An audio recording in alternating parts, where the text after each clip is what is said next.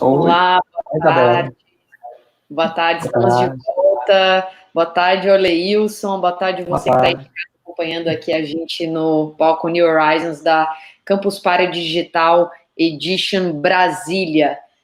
Bom, hoje o Oleilson ele vai trazer um tema bem interessante aqui para a gente, que é o seguinte: agilidade no ensino, aplicando os valores do Manifesto Ágil na sala de aula.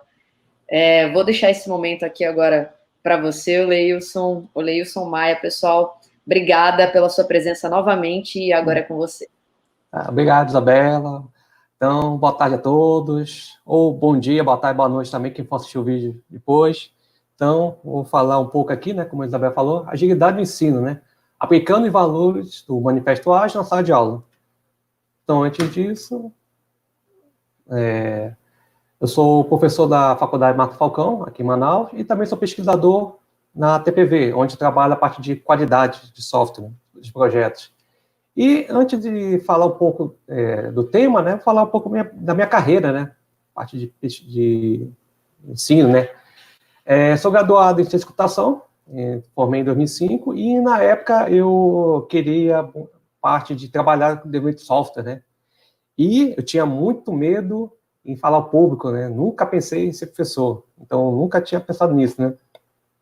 Terminando a graduação, eu fiz um mestrado em engenharia elétrica, né, na Universidade Federal do Amazonas, né, e participei de vários congressos, né, eventos, né, muito focados cientificamente. E nesse ano, né, 2009, né, que eu tive meu contato à sala de aula.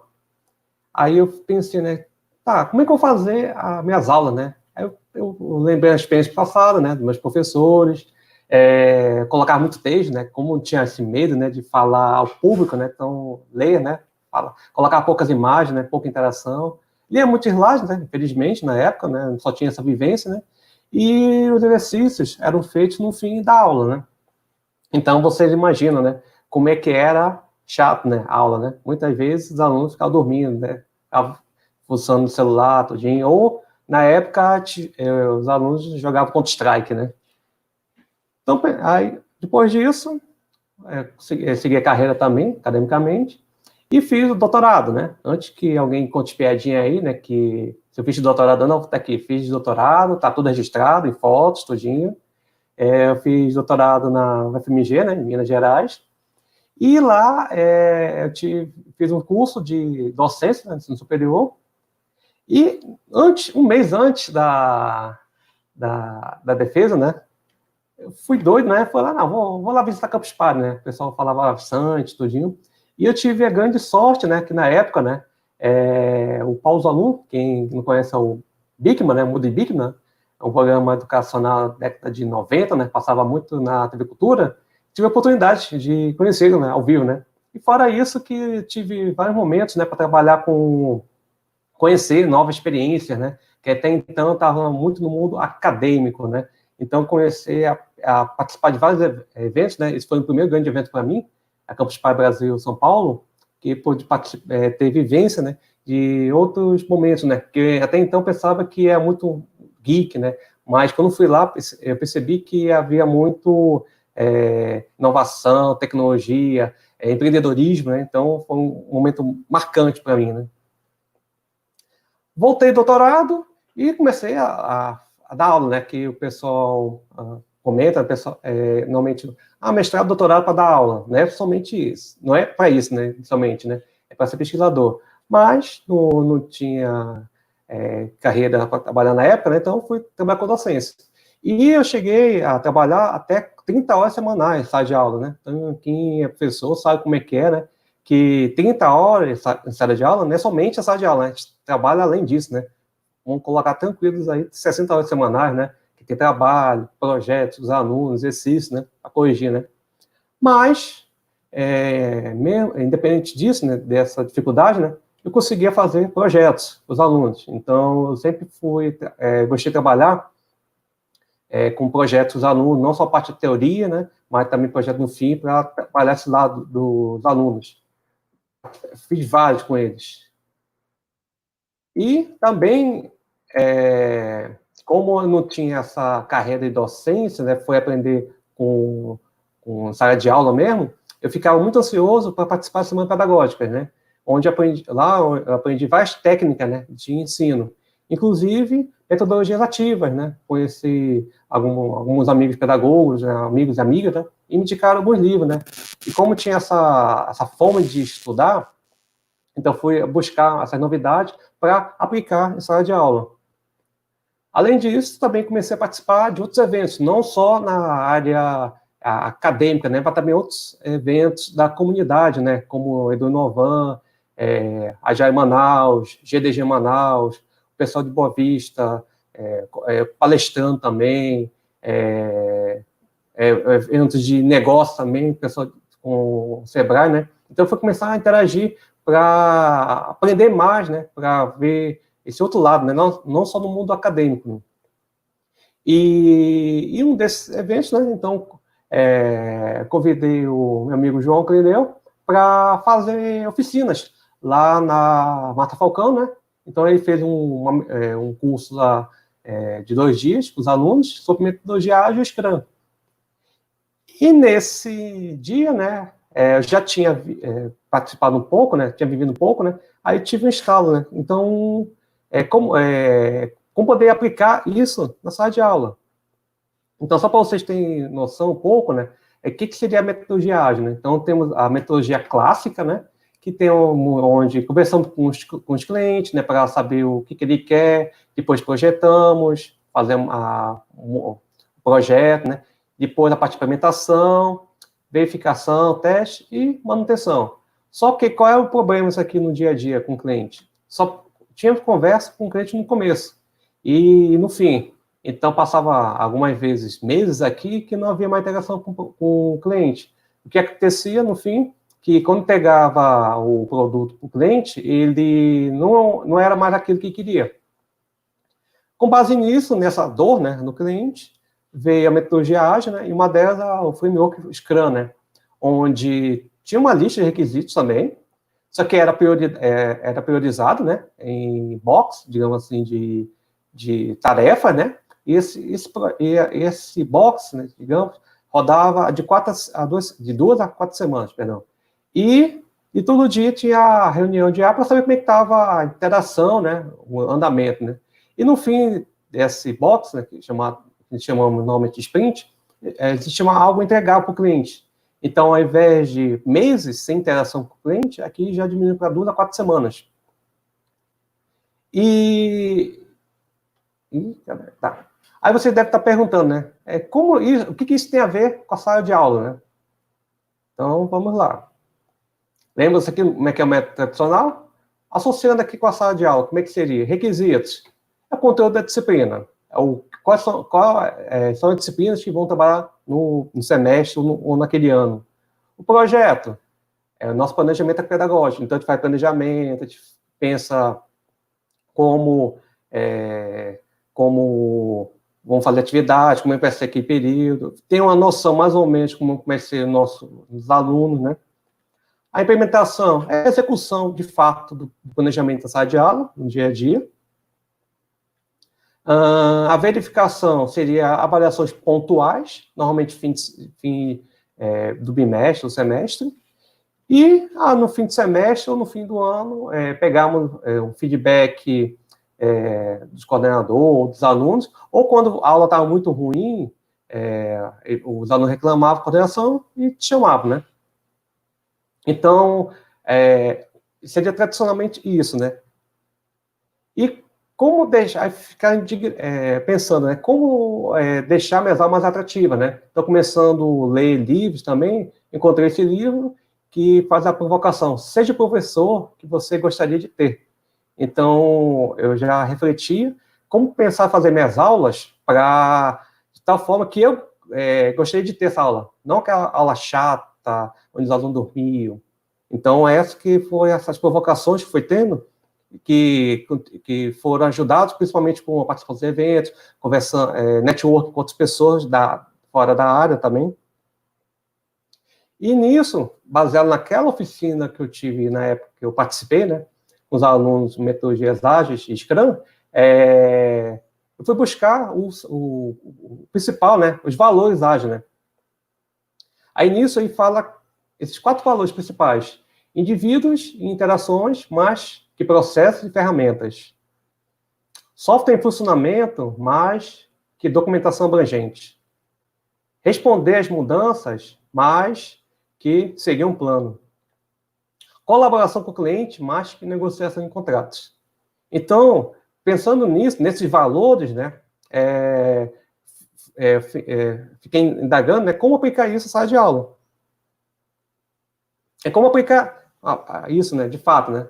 Aí fui pegar cada valor desse e fui adaptando com a sala de aula. No primeiro aqui, indivíduo e interações mais que processo, ou seja, como o ideal, antes de fazer planejamento de sala de aula, seria bom conhecer nossos alunos. Então, um capítulo desse livro aqui, Como Ensinar Bem a Criança e Adolescente, de hoje, existe um capítulo lá sobre o perfil de aprendizado dos alunos, ou seja, ele classifica como 6 perfis: realístico, investigativo, artístico, social, empreendedor e convencional, e baseado nesse perfil, é um conjunto de perguntas, e não existe o certo e errado, é questão de analisar qual é o perfil de como um aluno aprende. Então, a cada perfil desse, ele fala quais são os pontos positivos, quais são os pontos que poderiam melhorar, ou quais são os pontos que o aluno gostaria de aprender, como ele aprende. Dependendo do perfil aqui, existe aluno que gosta de meter mão na massa, tem alunos que não gostam de interagir. Então, conhecendo isso aqui no começo do aluno, da sala de aula, né, passando um simples questionário no Google Forms, passar para eles no primeiro dia de aula e pegar esse retorno. Com base nisso, você já pode adaptar durante o semestre ou durante o ano, né, a sua aula, para adequar com o perfil dos alunos, para que possam futuramente aprender mais, seja mais atrativo para os alunos. Interação também é fazer um retrato falado colaborativo, ou seja, em vez de você ficar perguntando o nome do aluno, fazer aquela pergunta tradicional, né?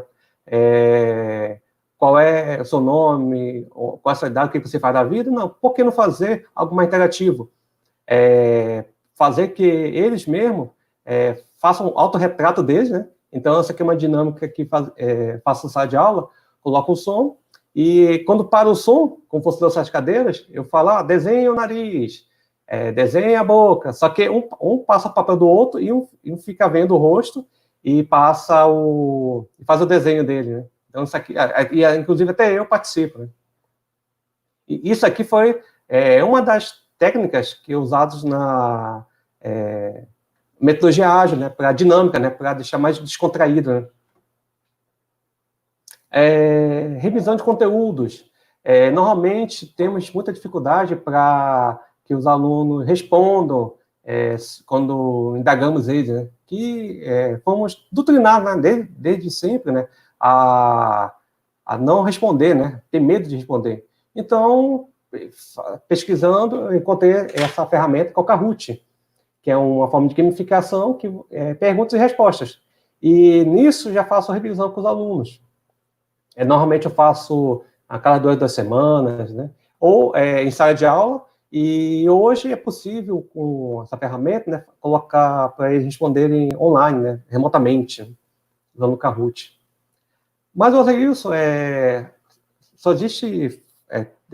só posso usar essa ferramenta usando tecnologia? Não, podemos utilizar post-it mesmo, aquela mesma ideia de revisão. Os alunos não gostam de falar, tem vergonha, né? Então, dê um post-it a ele, interaja, dependendo da dinâmica, né? Para eles irem na lousa, né? Responder. Essa aqui é outra técnica, também utilizado para movimento ágil, para definir o que é o produto, né? Por exemplo, o que é o produto, o que ele não é, o que ele faz, o que ele não faz. Puxando para a sala de aula, seria para revisar o que tal conteúdo o que ele não é, o que eu posso fazer com tal conteúdo, o que eu não posso fazer com tal conteúdo. Então, fazer essa analogia, né? A sala de aula trazendo isso, né?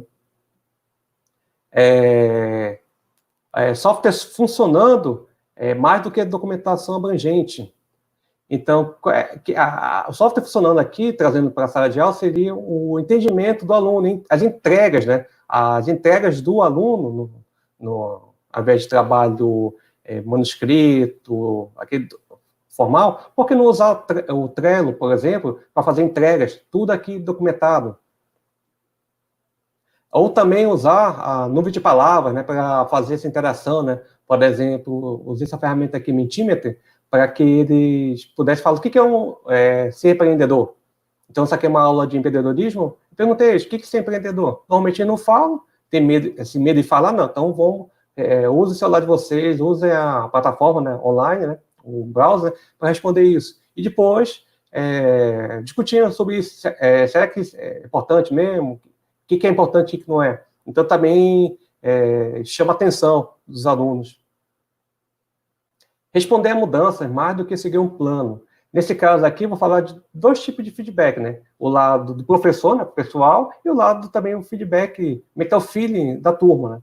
Então, é muito importante ter feedback constante, né? Então, ao invés de pegar o feedback só no fim do semestre, ou no ano, ou só quando tem muito problema, por que não pegar feedback constantemente, tempo em tempo? Por que esperar até o fim do ano?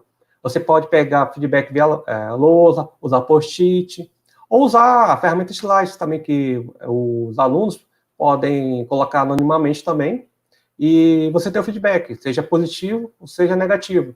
O negativo só até é o mais importante para você melhorar, né, para a próxima aula, para melhorar o próximo curso, né? Então, isso aí é muito, muito interessante, né, esses feedbacks. Isso aqui é outra forma de pegar feedback dos alunos. No caso aqui, é a técnica 3-2-1, ou seja, 3 ideias ou assuntos que você aprendeu, né, durante a semana passada. Me dê aí 2 exemplos de aplicações. Me diga aí uma dúvida ou assunto que não ficou claro. Então, isso aqui, quem dá aula de educação à distância, nos fóruns, você pode colocar isso aqui para indagar o aluno, para não ficar aquela dinâmica chata, só responder o fórum e os alunos à distância só responder só quando estiver próximo das avaliações. Então, indagar isso aqui de tempos em tempos, semana a semana, né, para eles responderem. Isso aqui é outra técnica também, que é o One Minute Paper, né, para você também saber, né, quais foram as 2 coisas mais significantes que você aprendeu durante os estudos nessa semana. Quais foram as dúvidas que ficaram permanentes, né, que dependendo do horário, né, principalmente os alunos à noite, eles têm que pegar ônibus e tem que sair cedo do horário. Então, fica aquela dúvida, né, e também para indagar eles, né, para que eles coloquem as dúvidas para a gente poder responder depois, em outro momento.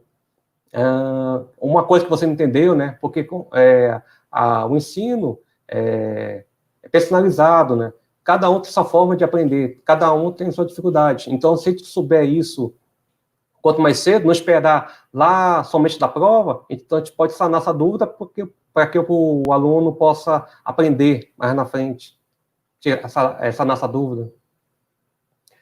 Responder mudanças, mais que seguir um plano, né? Então, isso aqui foi uma dinâmica, né? Que isso aqui é uma disciplina de empreendedorismo que eu ia fazer presencialmente, né? Mas devido à pandemia, né? Fizemos online. E eu fiquei pensando, como fazer essa dinâmica, que é desenhar construções. Então, originalmente, eu ia passar uma atividade, uma figura geométrica, e de costas, essa pessoa ia falar para outras pessoas tentar desenhar. Só não podia falar o que é o desenho, podia falar as formas geométricas. Então, eu pensei, por que não usar o WhatsApp, que já é comum, né, isso no dia a dia? Conheço, dividi em equipes, e isso aqui é o resultado de dos grupos. Vamos lá. Círculo, círculo, círculo, em pirâmide. Embaixo da pirâmide de círculos, um cone com a ponta virada para baixo. E em cima da pirâmide de círculos, um retângulo bem fino. Esse retângulo é como se fosse um palito e ele fica em cima da pirâmide de círculos. Então, imagine aqui o que saiu isso aqui. Esse aqui foi o resultado. fazendo por WhatsApp, a tecnologia que temos hoje disponível, né?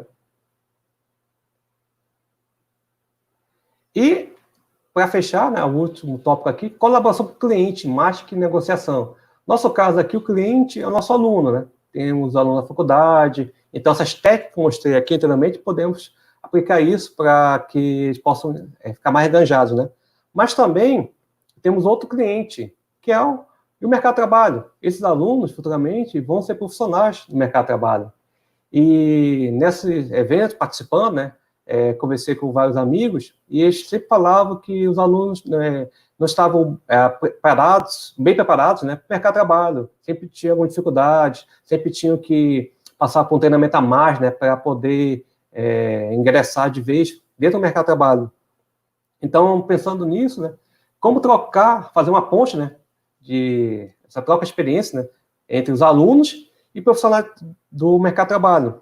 Com isso, nasceu o projeto Intercurso, né, lá na faculdade, onde traz participação tanto de professores, eu, professora Sancha, sou Marco Guerreiro, né, alunos na faculdade e o mercado de trabalho. O que são os mercados de trabalho? São pessoas, amigos, que conversando para trazer cursos, né, que são empregados no dia a dia no mercado de trabalho. No caso aqui, o João Clinet falando sobre teste de software, a Fabiana, a Fabíola do Sebrae falando no mundo de startups, que mais? O Alisson Coutinho, a Camila. Então, trazer um pouco do mercado de trabalho nesse mundo da faculdade, para que os alunos possam viver e, principalmente, elaborar projetos, visando, quem sabe, até produtos que nascem dentro da faculdade e possam criar empresas, né, futuramente.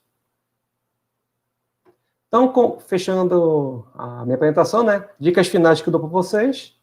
Não tenha medo de errar, então faça. Errar, se vier, é muito bacana. Quanto mais cedo você aprender a errar, melhor. Vem esse erro, né, que você vai aprender. A gente normalmente tem medo de errar, né, e no mercado de trabalho, vamos ter constantemente erros, né, e temos que aprender, e não vão ter mais a faculdade, né, digamos assim, professor para passar a mão, né, então, e o mercado de trabalho é mais cruel, então não tenham medo de errar.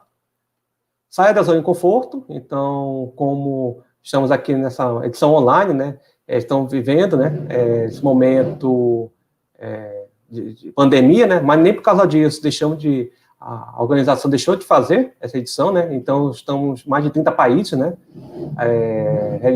está sendo realizado o Campus Party, né, e você também, você está assistindo a palestra, sempre estude, não fique só no mundo da faculdade, faça outros cursos também, participe de eventos, não só da sua área, mas também de diversas áreas. Como falei para você anteriormente, eu só estava no mundo acadêmico, né, palestra, né, e a parte de academia, e depois, aos poucos, fui participar de outras áreas, né. Então, isso é muito importante para você ter outras ideias, insights. E feliz daquele que transfere o que sabe, dá as asas à imaginação e nunca deixa de aprender. E, para fechar, a vida não é feita apenas para sobreviver, e sim para viver. Viver intensamente e muito bem. E espero que vocês tenham gostado. Vamos continuar esse bate-papo depois. Estão aqui meus contatos. E muito obrigado. Obrigada. Foi muito elucidante, assim. Acho que deu para entender que essas dinâmicas, né, esse tipo de interatividade, ela precisa estar presente, seja dentro da sala de aula, seja agora nas aulas remotas. Quanto mais interativo os professores conseguirem ser, seja agora nesse momento de pandemia, seja no momento em que os alunos voltarem para a sala de aula, acho que o professor vai conseguir extrair ainda mais dos alunos, né, professor? Sim, sim. E não é porque eu apliquei essa dinâmica virtualmente, não é porque está à distância que não é possível fazer essa dinâmica. É mais trabalhoso, mas é possível, sim. E o retorno a gente pensa inicialmente que os alunos vão gostar e eles gostaram bastante. Legal. Como o nosso tempo já estourou, vou fazer só uma perguntinha aqui, e aí eu já vou pedir para você fazer as considerações finais. O Francisco Medeiros, ele colocou aqui, primeiro eu queria fazer um comentário que tá cheio de aluno seu aqui, viu, professor? E todos eles elogiando o seu trabalho em sala de aula. Mas vamos lá. O Francisco Medeiros perguntou, Orley, você tem rodado algum tipo de gamificação para pontuação extra dos alunos? Se sim, quais benefícios isso tem trazido para os alunos? Assim, gamificação, como mostrei aqui, eu tenho feito com o Kahoot, né? Eu não viso muito a questão de pontos extras, né? Que é até... eu tento lutar com os alunos, né? Que eles pensam, vai participar de algum evento, eles querem pôr pontos, né? Eles querem pôr por horas, né? Aí já muda a mentalidade. Em vez de você pensar nisso, por que você não vai para o conhecimento? Então, eu tento mudar um pouco essa estratégia, né? E eu não sou muito a favor de pontos extras, mais a troca de experiência, a troca de aprendizado entre eles. Mas a gamificação tem trazido, ajudado bastante para os alunos. E aquele papel, né? Tudo em exagero também é ruim. Então, vou usar o Kahoot, por exemplo, toda semana. Tem que se pensar também nisso, né? Que também, dependendo da ferramenta que você está usando, fica muito chato também para o aluno. Então, tem que variar também. Exato. Bom, queria deixar um momentinho aqui para você fazer as suas considerações finais, que a gente já encaminhou para o fim, e para que você deixasse um recadinho para o pessoal aí de casa. Então, agradecer novamente a organização, você, Isabela, a todos aí pelo evento aí. Tem também um pouco dessa falta do contato, né? Aquele momento todo mundo, né?